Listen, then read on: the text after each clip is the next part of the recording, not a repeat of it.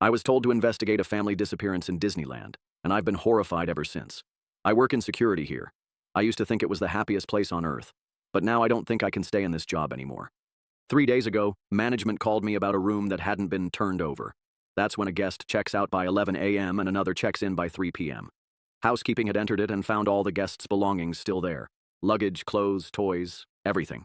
They noted it and left. But 2 days passed and everything was still untouched.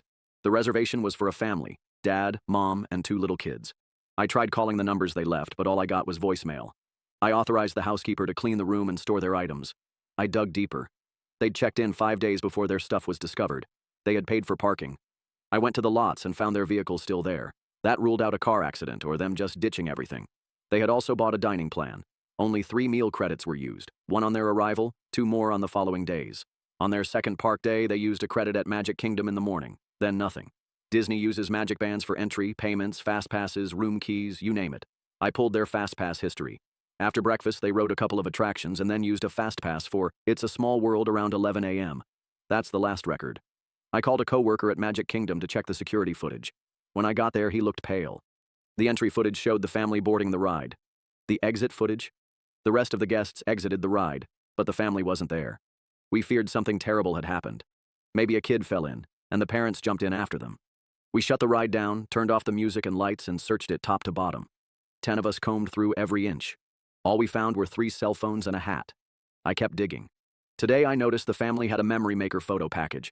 It automatically saves all their pictures. When I opened the album, I froze. There were 732 photos.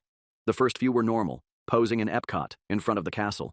Then came the Small World photos. That ride only takes 1 photo per go-around. They'd ridden it 700 plus times. In the early ones, they're smiling. Then confused. Then scared. Dad yelling, mom clutching the kids. In some photos, they're missing. In the next, they're back in the boat. Around picture 450, Dad appears slumped.